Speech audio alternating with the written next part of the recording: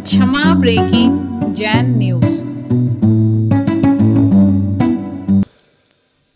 राखी डोरा लाडू का, राखी डोरा मिठाई का, बस इतना है सार। बात सल्य से बढ़ चलो मोक्ष महल के द्वार। रक्षाबंधन की पूरी कहानी आपने देख भी ली और सुन भी ली। सब लोग जानते हैं कि किस तरह से विष्णु कुमार मुनिराज विक्रिया के द्वारा कंपन आचार्य आदि मुनिराजों का अपसर्ग दूर करते।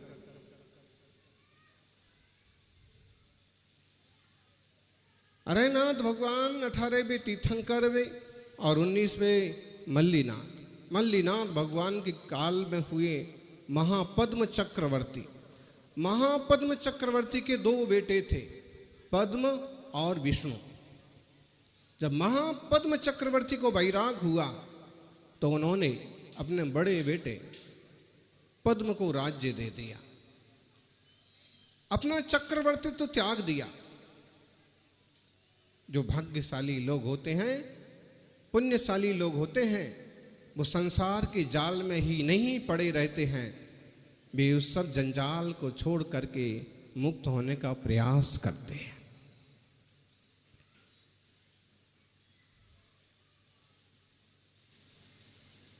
महापद्म मुनिराज बन के तप करके मोक्ष सिधार गए, लेकिन उनके ही साथ जो उनके छोटे बेटे विष्णु मुनि बने थे, वो अभी भी धरणीधर पर्वत पर तप कर रहे थे। और इतना गजब का उनका तप था कि उन्हें विक्रिया जैसी अनेक रिद्धियां हो गई, और अनेक रिद्धियां होने के बाद भी उन्हें पता नहीं। गजब की बात है। रक्षाबंधन की कहानी पढ़ना, सुनना, उसका रिएक्शन देखना बड़ा आसान है, लेकिन इनके एक एक पात्र गजब का संदेश देते हैं।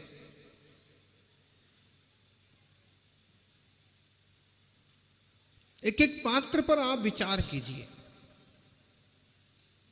कहानी हो चुकी है, कहानी नहीं सुनाएंगे, लेकिन आप एक एक पात्र से सीखिए। अगर हम विष्णु कुमार मुनिराज की बात करें तो धन उनका वात्सल्य, धन उनका साधर्मी जन के प्रति प्रेम। 700 मुनिराजों से उनको क्या लेना देना था? न उनके भाई थे, न उनके गुरु के शिष्य थे, न उनका बहुत पास का परिचय था। कहां वो धरणीधर पर्वत पर घोर जंगल में तप कर रहे थे, और कहां ये मुनिराज नगर नगर उद्यान उद्यान धर्म प्रभावना करते हुए तप कर रहे थे। दूर तक कोई लेना देना नहीं था, लेकिन दिगंबर मुनिराज हमारे साधर्मी बंधु हैं, और साधर्मी बंधुओं पर आया हुआ उपद्रव उपसर्ग वह दूर करना ही चाहिए। धर्म की रक्षा, धर्मात्मा की रक्षा करना ही चाहिए। जो इतना बैरागी है कि कभी अपने राज की तरफ, हस्तिनापुर की तरफ मुंह नहीं किया, जो गांव में भी नहीं रह रहे हैं, पहाड़ पर बैठे हैं, लेकिन साधर्मियों के प्रति ऐसा वात्सल्य कि साधर्मी मुनियों को नुकसान नहीं होना चाहिए। श्रावकों, बाकी श्रावक भी आपके साधर्मी हैं, आपका अन्य श्रावकों के प्रति कैसा स्नेह होना चाहिए, इस पर विचार करें। आजकल कई बार मुनिराज ही मुनिराजों पर टिप्पणी करने लगे, कई बार श्रावक ही दूसरे मुनि राजों पर टिप्पणी करने लगते हैं, कई बार वो आपस में ही एक दूसरे की जबरदस्त खिंचाई कर देते हैं। बताओ, एक धर्मात्मा ना रहेगा, धर्मात्मा न रहेंगी तो धर्म रहेगा क्या? न धर्मो धार्मिक ही बिना। इसलिए प्रत्येक धर्मात्मा की रक्षा करो। ईर्ष्या, अहंकार और द्वेष छोड़ करके, ख्याति लाभ प्रतिष्ठा की भावना छोड़ करके परस्पर सहयोग करना और साथ में खड़े होना इस काल में बहुत जरूरी है। विष्णु कुमार मुनिराज कुछ नहीं लेना देना था, क्यों आते वहां तक? दूसरी बात, दूसरे मुनिराजों को देखिए। अकंपनाचार्य, कई बार लोग कहते हैं विष्णु कुमार मुनिराज तो धन्य धन्य है, महान तो विष्णु कुमार मुनिराज हैं। देखो तो, जब बेचारे अकंपनाचार्य आदि 700 महाराजों पर उपसर्ग आया तो रक्षा किसने की? पूरी कथा में हीरो कौन है? बोलो जी अशोक जी। पूरी कथा में नायक के तौर पर विष्णु कुमार मुनिराज हैं, दिख ही रहे हैं। लेकिन बेचारे अकंपनाचार्य आदि महाराज तो ऐसे बैठे थे, आग सब तरफ लगी हुई थी, दुर्गंध आ रही थी, जले जा रहे थे, बेहोश हुए जा रहे थे, और तब आकर के विष्णु कुमार मुनिराज ने रक्षा की। बेचारे महाराज अकंपनाचार्य वगैरह तब बचे। विष्णु कुमार मुनिराज ने कहा था कि बेचारी महाराजों की रक्षा करने के लिए हम आए हैं। मुनिराज कभी बेचारे नहीं होते हैं। जो ज्ञानी हैं वो लगा लेंगे अनुमान कि धन्य है अकंपनाचार्य, जैसा नाम वैसा काम। अकंपन आचार्य, जैन धर्म में रण छोड़ रायों की कीमत नहीं है। जैन धर्म में, जैन साधना में मैदान छोड़ करके भाग जाने वालों की कीमत नहीं है। उपसर्ग आए, परिचय आए, कोई भी आकर के आग लगा दे कि तलवार से गर्दन उतारने को तैयार हो जाए तो भी बीतरागी मुनिराज ध्यान में ही खड़े रहते। कई बार तो उन्हें पता भी नहीं पड़ता कि बाहर क्या घटना घट रही, ऐसे आत्म तल्लीन होते। वो बेचारे नहीं थे, वो परम धैर्यवान थे। धन उनका धैर्य, पता पड़ रहा है कि क्या होने वाला है, फिर भी स्थिर है। धन उनका धैर्य और उनके संघ संचालन की कुशलता, संघ के प्रति वात्सल्य। आप कहोगे ऐसा कैसा वात्सल्य? जब अंदाज लग गया तो क्षेत्र छोड़ के चले जाना चाहिए था। क्षेत्र छोड़ के चले जाना कायरता की निशानी।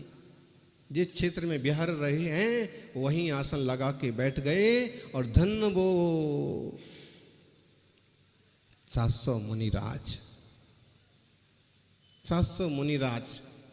अगर ऐसे मुनिराज हो जाएं तो कितना भी बड़ा संघ हो जाए, कभी किसी को किसी प्रकार का विकल्प नहीं होगा। गुरुदेव ने जो कह दिया सो पत्थर की लकीर, सबको मौन रहना है। यहाँ के राजा भले इंसान है। वो राजा श्री वर्मा को देखिए आप। राजा श्री वर्मा को जैसे ही मालूम पड़ा कि नगरवासी जन उद्यान में जा रहे हैं, जैसे ही अंदाज लगा, जैसे ही बलि ने कहा कि सब के सब लोग जो हैं वन में पधारी हुई मुनियों के दर्शन को जा रहे हैं, और दिगंबर मुनि, पता नहीं लोग उनके पीछे क्यों पागल हो जाते हैं। राजा ने कहा कि बकवास बंद करो, और ऐसे मुनि यदि आए हैं तो हम भी दर्शन को जाएंगे। राजा श्री वर्मा का सर्वधर्म संभाव कहो या फिर मुनिराजों के प्रति श्रद्धा समर्पण, कि मलियों बलि आदि मंत्रियों के साथ वो भी दर्शन को गए। एक एक मुनि को वंदन किया। सम्राट है और दिगंबर मुद्रा के सामने वंदन करना इतना आसान नहीं होता है। ऐसे दिखते हैं दिगंबर मुनि तो जैसे सबसे गरीब, इनके पास तो कुछ है ही नहीं। लेकिन दुनिया में जो ज्ञान और आत्म तत्व का बोध का वैभव दिगंबर मुनियों के पास होता है, दुनिया में किसी के पास नहीं होता।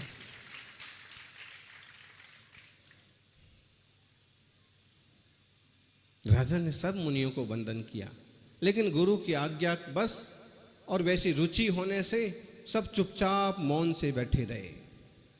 धन है वो आज्ञा प्रियता। गुरु ने जो कह दिया सो पत्थर की लकीर। मौन रहो मतलब मौन रहो। आजकल के मुनि महाराज होते निकल पड़ते हैं, 100 में एक आध ऐसा भी निकल पड़ता है कि जो गुरु की आज्ञा को कुछ नहीं समझता।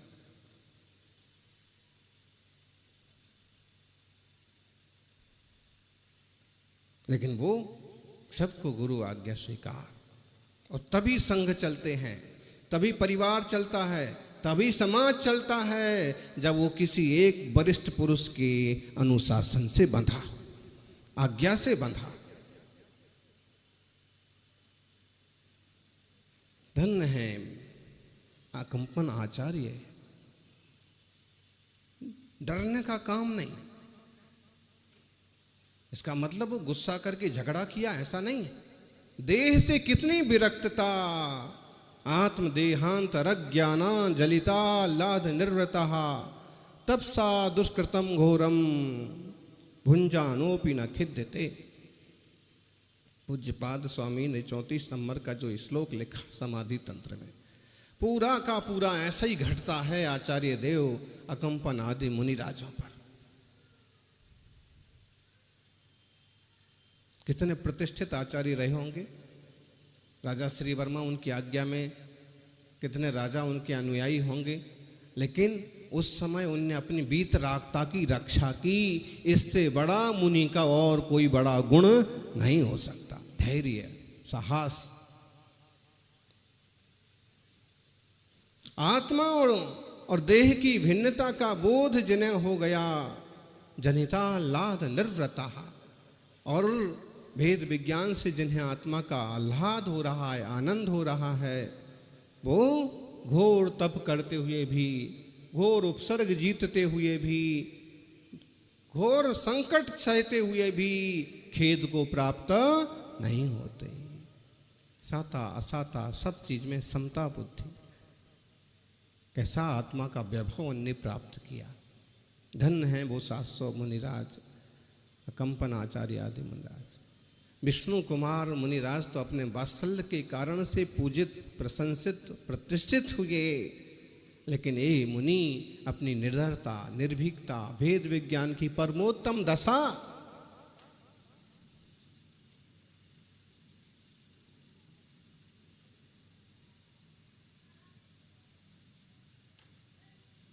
और वो मंत्री देखो, कोई व्यक्ति अगर दुष्टता पर उतर आए तो कितना खतरनाक हो सकता है।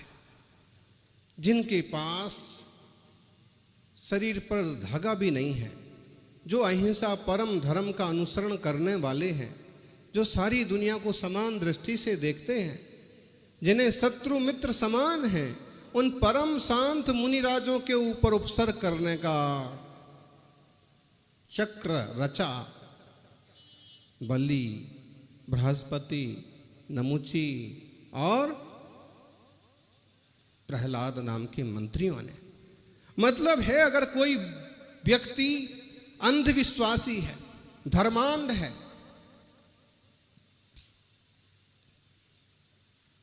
पंथ पक्ष और संप्रदाय का अति आग्रही है, तो निर्दोष साधु संतों को भी तकलीफ देने से बाज नहीं आता।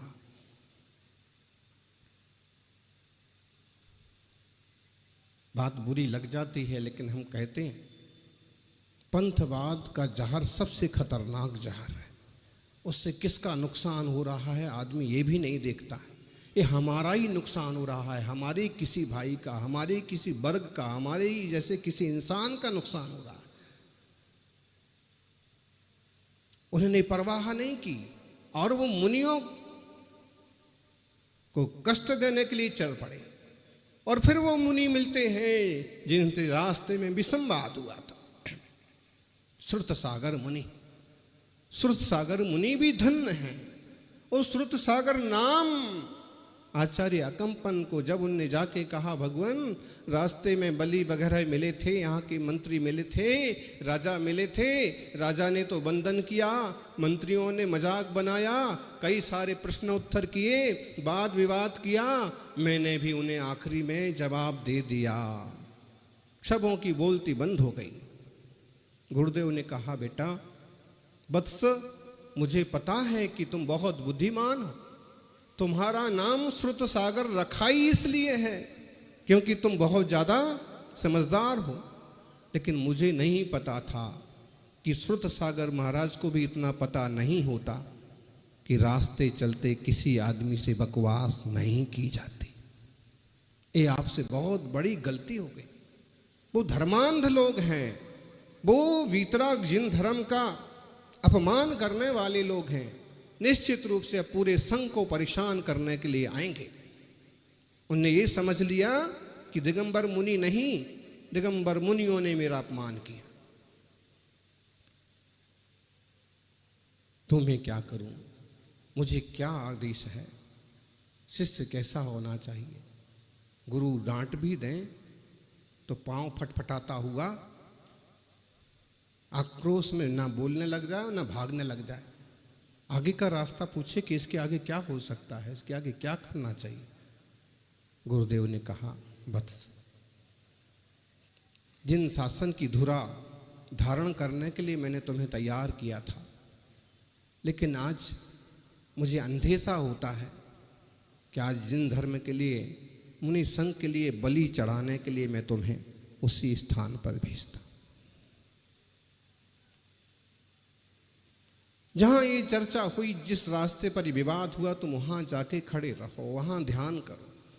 आज तुम्हारे ध्यान की परीक्षा है, आज तुम्हारे धर्म की परीक्षा है, आज तुम्हारे संग प्रेम की परीक्षा है। निश्चित रूप से वो अत्याचार करने के लिए आएंगे, क्योंकि उनके भीतर धर्म की गंध भी नहीं है। वो धर्मांध लोग हैं।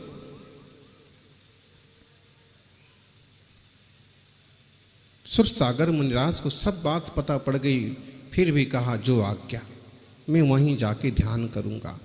धन्य है इस सुर सागर मुनि भी।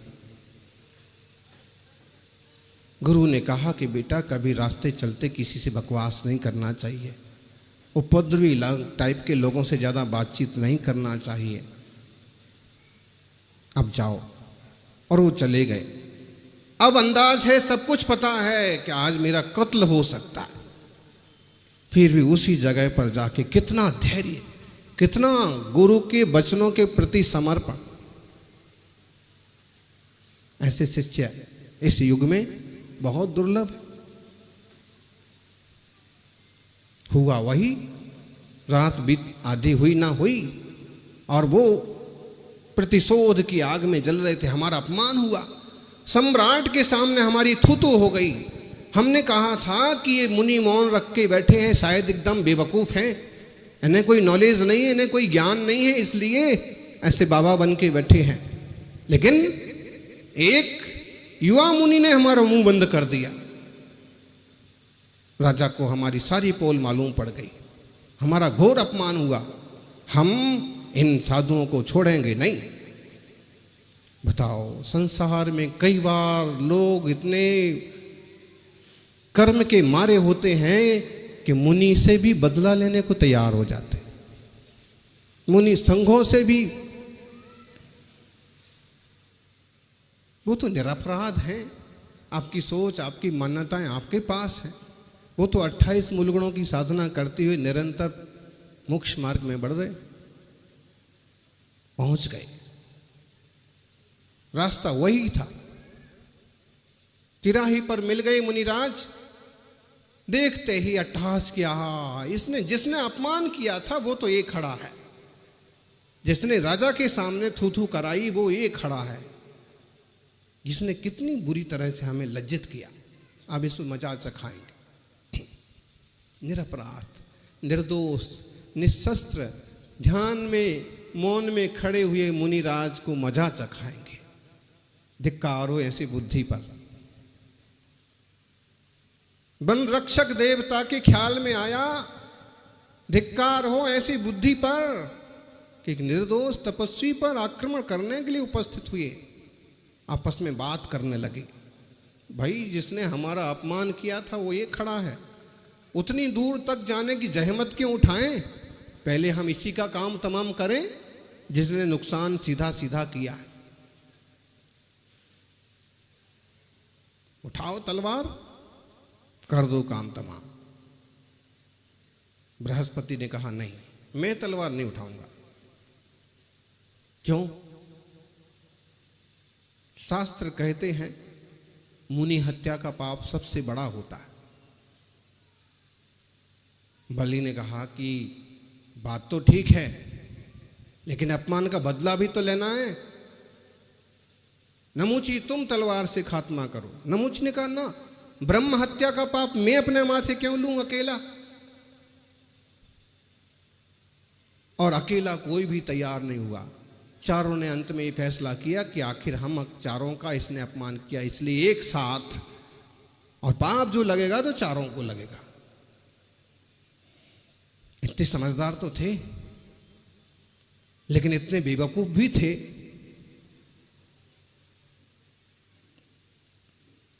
कई बार समझदार लोग ही बेवकूफी करते हैं।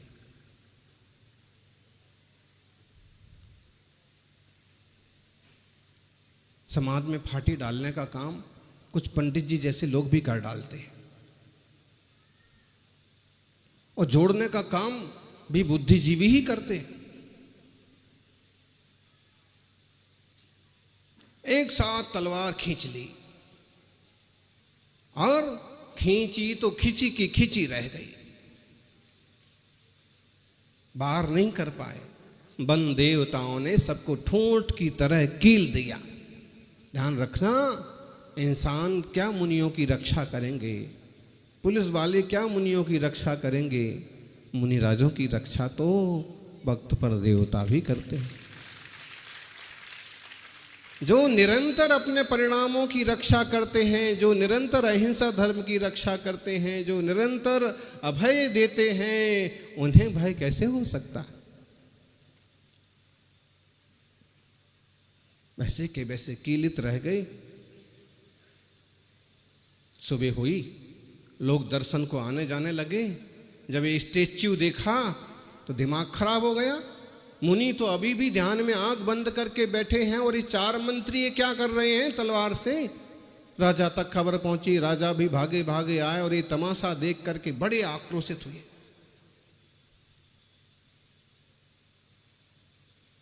इन दुष्टों ने ऐसे परम ज्ञानी तपस्वी मुनिराज के प्रति ऐसा व्यवहार किया।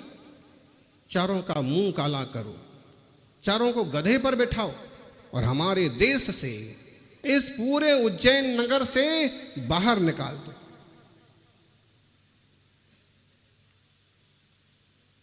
मालवा की सीमा में दिखना नहीं चाहिए। अक्सर कर कहानी में ऐसा क्यों आता है, मुंह काला कर दिया? मुंह काले करने का मतलब ये है, शायद उस स्याही से, कोयले से काला करते हो ना करते हो, जब कोई आदमी गलत काम करता है ना, तो उसके चेहरे पर एक तरह की कालिख उभर आती। गधे पर ही क्यों बैठाओ? गधे पर मतलब सबसे ज्यादा मूर्ख गधे को माना जाता है। ये उससे भी मूर्ख है, इसी पर बिठाओ। इस भी नहीं सोचता है कि कब कहां क्या करना।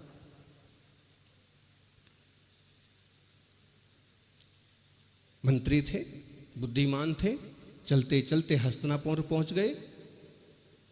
महापद्म तो दीक्षा ले चुके थे।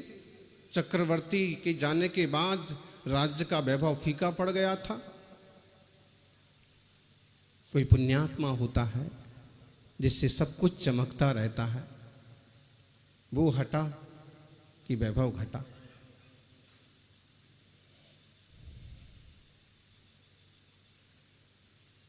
उनके बेटे पद्मराज कर रहे थे, लेकिन छोटे मोटे राजा इतराने लगे थे।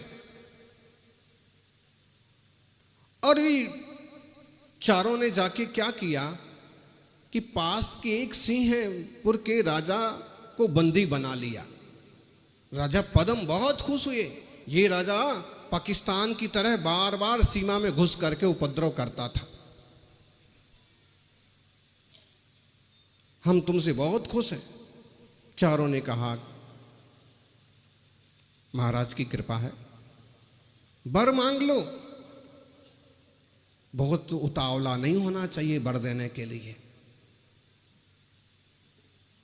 बहुत खुशी में बहुत बड़े बड़े वादे नहीं कर देना चाहिए। और बहुत दुख में कायर नहीं बन जाना चाहिए, धैर्य रखिए।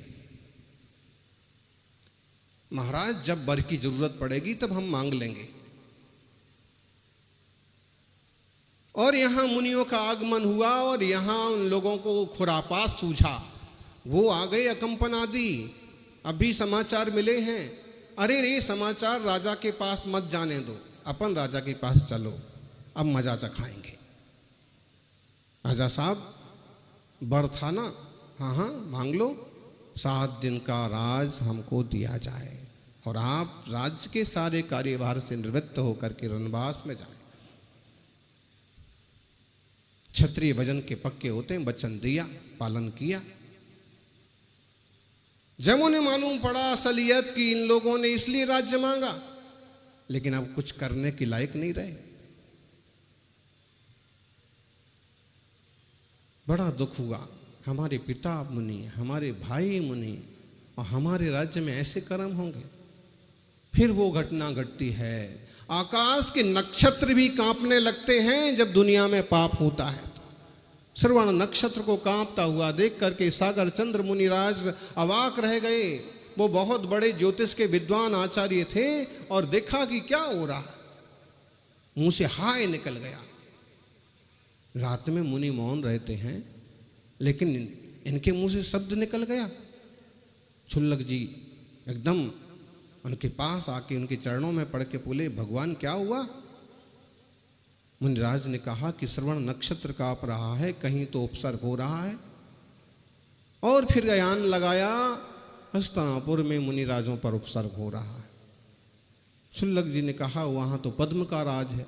नहीं, इन दिनों इस तरह से घटना बनी है, उपसर्ग दूर कैसे हो सकता है? ये पद्म के भाई एक मुनि हैं विष्णु, उनमें विक्रिया रहती है। वो कहां पर विराजमान है? धरणीधर पर्वत पर। क्षुल्लक विद्याधर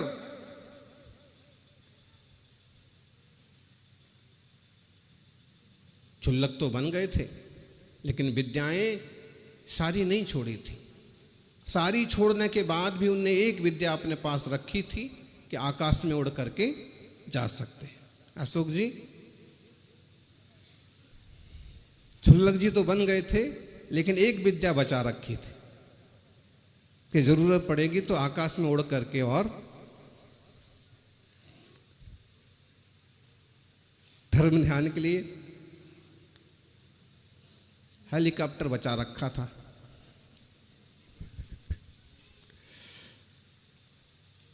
विद्याधर राजा थे तो सारी विद्याएं छोड़ने के बाद इसलिए वो क्षुल्लक बने थे कि मैं एक विद्या रख रहा हूं। मुनिराज विद्याएं नहीं रख सकते, सिद्धियां हो भी जाएं तो उनका उपयोग भी नहीं करते। तो विद्या के बल से गुरु के इशारे पर पहुंचे सीधे धरणीधर पर्वत पर। विष्णु मुनि ध्यान में थे, उनके चरण पकड़ लिए, भगवान ध्यान विसर्जन करो, मेरी बात सुनो, क्या हुआ? ऐसा ऐसा भयंकर उपसर्ग हो रहा है, 700 मुनिराज आग में जले जा रहे हैं। तो मैं क्या कर सकता हूं? मैं सादा मुनि हूं। नहीं, आपको विक्रिया रिद्धि है, आप विक्रिया रिद्धि के बल पर इस उपसर्ग को दूर कर सकते हैं। कहते हैं विष्णु मुनिराज ने हाथ फैलाया, हाथ फैलता चला गया, श्वास हो गया। मुनियों की रक्षा, धर्म की रक्षा के लिए मैं कुछ भी करूंगा। बामन ब्राह्मण का रूप बनाया, संस्कृत के श्लोक बोलते हुए, वेदों की ऋचाएं बोलते हुए बलि के दरबार में उपस्थित हो गए। धन है, अपने व्रतों की भी परवाह नहीं की, मुनियों की सेवा के लिए। इसका मतलब ये नहीं कि बेमतलब कहीं भी संयम में दोष लगाओ।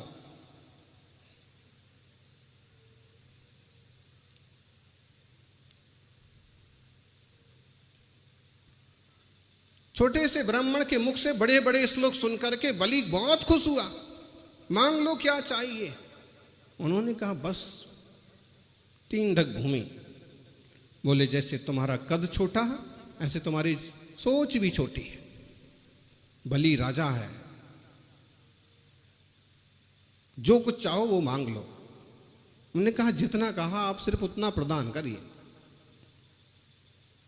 3 डग देने का आप जलधारा छोड़िए, संकल्प छोड़िए।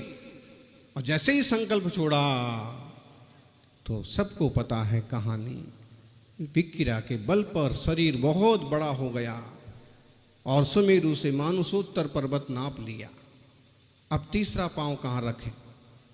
कहते हैं तीसरा पांव जैसे ही बलि की तरफ उन्होंने दिखाया तो त्राही माम हो पड़ा, क्षमा करो, रक्षा करो। देवता लोग जमीन पर उतर आए। हम आपके शरणागत हैं। विष्णु ने फिर छोटा रूप धारण किया, आपने सही रूप में आए और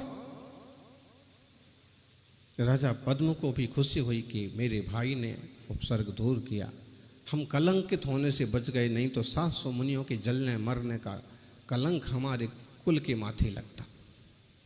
कभी भी ऐसा आसाधना का कोई काम नहीं करना देवशास्त्र गुरु के संबंध में।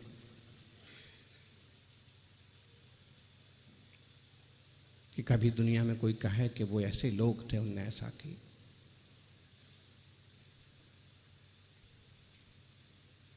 उपसर्ग दूर हुआ, खुशियां छा गईं। मुनिराजों से आग्रह किया चारों मंत्रियों ने, हम आपका वीतराग शासन स्वीकार करते हैं, भगवान आहार को उठिए। श्रावक खुश हो गए। अभी तक जो श्रावक दुखी थे कि हमारा कोई बस नहीं चल रहा है, मुनियों पर उपसर्ग हो रहा है, और जैसे ही उपसर्ग हुआ सब घर घर पड़गाहन को खड़े हो गए।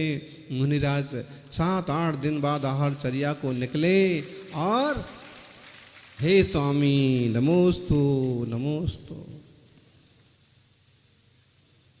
एक दिन अशोक जी बोल रहे थे इतने चौके लगना चाहिए कि 10-20 चौके तो खाली जाएं। क्या करें, अपना खान पान लोगों ने ऐसा ऊंचा नीचा कर लिया है कि हिम्मत ही नहीं कर पाते। अगर सिंपल खान पान हो, शुद्ध खान पान हो तो क्या दिक्कत है, बाहर खड़े ही तो होना है, पड़गान को हे स्वामी नमोस्तु करना है। रसोई घर शुद्ध होना चाहिए, रसोई शुद्ध होना चाहिए। सबों ने पड़गाहन किया। कहते हैं 700 मुनिराज किसी के घर में एक एक ही पहुंचे मुश्किल से। पूरे नगर में इतने चौके लगे कि कई श्रावकों के यहां तो मुनि के चरण भी नहीं पड़े। अध्यक्ष जी कितने लगे होंगे? 700 मुनिराज हो गए, एक अकंपना आचार्य मुनिराज हो गए और सब चौके भर गए, और फिर भी बहुत सारे खाली रहे और कोई शिकायत करने नहीं आया कि हमारा खाली गया। अरे भाई, हम तो भक्ति भाव से पड़गाहन करके पुण्य कमा लिए हैं। फिर क्या किया? जिनके यहाँ आहार हुए थे उनको रक्षा सूत्र बांधा। आप लोगों ने आहार करा के मुनिराजों के धर्म की रक्षा की, जिन धर्म की रक्षा की। फिर उनने उनको धागा बांधा। हम सब इस तरह से जिन धर्म की सेवा करते रहें, इस मार्ग पर बढ़ते रहें, ऐसे फिर बाद में रक्षा पर्व के रूप में प्रसिद्ध हो गया। और फिर एक ऐसा काल आया जब सबसे ज़्यादा सुरक्षा की जरूरत पड़ी बेटियों को, बहनों को। तो भाइयों ने बेटियों से, बहनों से धागा बंधवाया कि हम तुम्हारी हर हाल में रक्षा करेंगे। इसलिए भाई बहन का पर्व बन गया। है तो जन जन का पर्व। एक दिन सज्जन पूछ रहे थे पत्नी को धागा बांध सकते हैं क्या? पत्नी से बंधवा सकते हैं, कोई दिक्कत नहीं है। आप भाई भाई को बांध सकते हैं, लेकिन भाई बहन का मुख्य इसलिए हो गया क्योंकि एक ज़माने में बेटियों को, जैसे अभी चल रहा है, अभी भी कम कलयुग नहीं चल रहा है, अभी भी बेटी बहनों को बहुत ज़्यादा सुरक्षा की ज़रूरत है।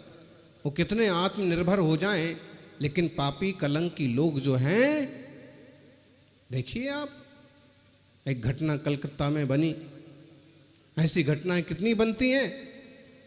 ध्यान रखिए, जो लोग अपनी कलाई पर अपनी बहन से धागा बंधवाते हैं, उसकी नज़र में अपनी पत्नी को छोड़ करके सारी दुनिया की मातृशक्ति बहन के रूप में प्रतिष्ठित होना चाहिए। और जिनकी कलाई पर कभी धागा नहीं बंधा, उनकी तो और ज़्यादा जिम्मेवारी बनती है। अभी तुम्हें एक बहन भी नहीं मिली, पता नहीं दुनिया के कौन से कोने में तुम्हें भाई मानने लायक कोई बहन है। इसलिए तुम्हारा इंसानियत का रूप तो सुरक्षित रहना ही चाहिए।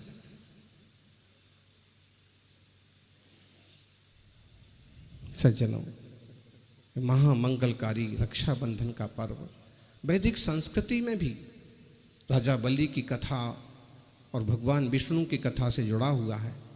हमारे भगवान विष्णु का चरित्र तो आपने सुन लिया, लगभग इसी तरह से वहाँ पर भी ये कथा उपलब्ध है। निश्चित रूप से प्रत्येक पात्र हमें बहुत कुछ सिखाता है। हम अपने जीवन में भी ऐसी विशेषताएं लाएं। हम ये बलि वगैरह की तरह धर्मांध ना बन जाएं, वस्तु व्यवस्था को समझें। श्री वर्मा राजा की तरह थोड़े सहिष्णु रहें। आशीर्वाद ना मिला तो भी शांति रखो, बात नहीं हो पाई तो भी शांति रखो। वो आपकी बात नहीं सुनते हैं, आपको नहीं मानते हैं, तो भी आप थोड़ा सा धैर्य रखो। राजा श्री वर्मा की तरह धैर्यशाली सहिष्णु बनिए, संभावी बनिए।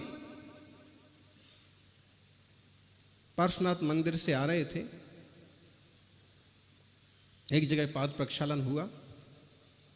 घर पर घर का नाम लिखा था शादबाद। क्या लिखा था जी अशोक जी? हाँ, अशोक पाटनी जी साथ में थे। देखो बोले महाराज जी कितना बढ़िया नाम लिखा है। क्योंकि उसी समय हमने कुछ नहीं कहा, लेकिन मन में आया कि जितना बढ़िया ये नाम लिखा है, सब लोगों की सोच इतनी बढ़िया हो जाए तो जैन धर्म आज भी पूरे विश्व में चमक उठे। शादबाद, ठीक है, किसी विवक्षा से मैं सही हूँ, किसी विवक्षा से तुम सही हो सकते हो सकता है कि कहीं मैं रॉन्ग हूँ, हो सकता है कहीं तुम रॉन्ग हो सकते हो, लेकिन हम एक ही बात को खींचें क्यों? जब बिना खींचतान के आपस में समझ करके काम हो सकता है, एकजुटता बनी रह सकती है, तो इतना उठापटक करने की जरूरत क्या पड़ी? कोई भी करे, कोई भी आगे बढ़े, लेकिन जिन शासन की प्रभावना होना चाहिए, यह वीतराग मार्ग जिंदा रहना चाहिए। जरूरी है कि हम ही करें। हमारा ही, इससे क्या होगा? हमारे जैसे अनेक अनेक वरिष्ठ साधक भी हों और वो भी करें। इतना बड़ा देश है, कहीं वर्धमान सागर बैठे, कहीं सुधा सागर बैठे, कहीं विशुद्ध सागर बैठे, कहीं और सागर बैठे, और सब सागर बैठ बैठ के पूरे देश को जैन धर्म का सागर बना दे। सबके मार्गदर्शन, सबकी सद्भावनाएं वापिस वही माहौल लाएं जो विष्णु कुमार मुनिराज की भावनाओं से भरा था। निश्चित रूप से कभी ना कभी इन उपलब्धियों को हम हासिल जरूर करेंगे। आपसी प्रेम, आपसी समझदारी हम सबके जीवन में बढ़े, ये मंगल भावना आज इस मंडप में 700 मुनिराजों के अर्घ चढ़ाए गए।